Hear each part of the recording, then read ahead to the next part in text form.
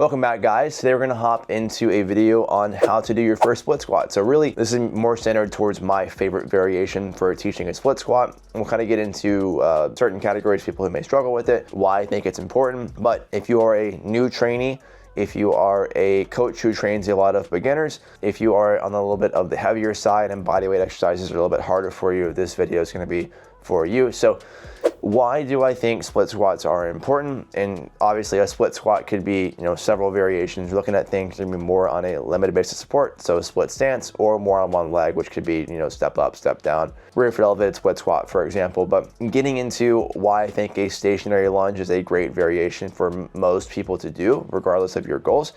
When we're doing a stationary lunge on the front leg, we're expressing ipsilateral hip shift, or we're really training it, not expressing it. So we're gonna get hip internal rotation on that front leg. We're gonna shift our hips outside of our knee.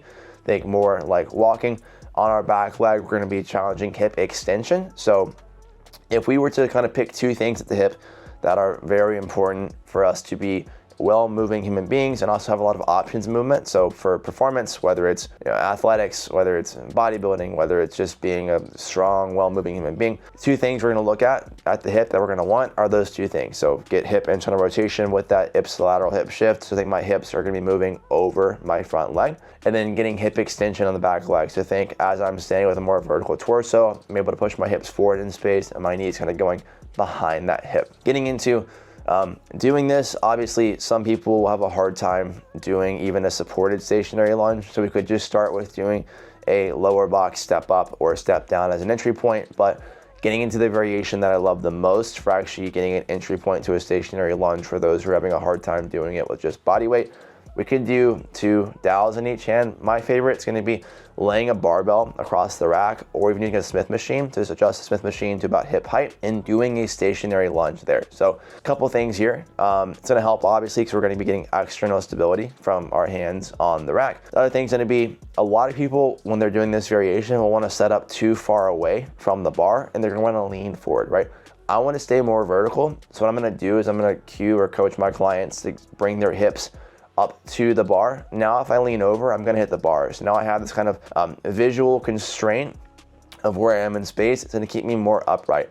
I wanna stay more upright so that I'm not leaning forward to the front leg and unloading the back leg, because I do wanna challenge active hip extension on the back leg. So if all of this sounds like a bunch of weird verbiage, lingo, whatever to you, TLDR, set the bar up in the rack hip height, set up closer to the bar, so bring your hips to the bar, stay more vertical so don't drop your chest as you move through the movement, and then make sure that we're keeping relatively equal weight on the front leg and the back leg. So if we're looking for an entry point, we're trying to challenge these things at the hip, we're trying to train stability, whatever it may be.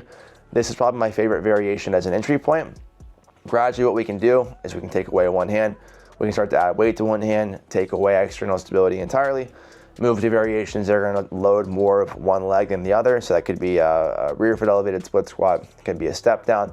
Those could be kind of eventual progressions, but if we're looking for an exercise variation to get us a good entry point and make it hard for us to do this incorrectly, I love this variation. So give this a go, whether you're a new trainee, whether you're a coach who trains a lot of beginners. This can be a great option for us getting an entry point into that.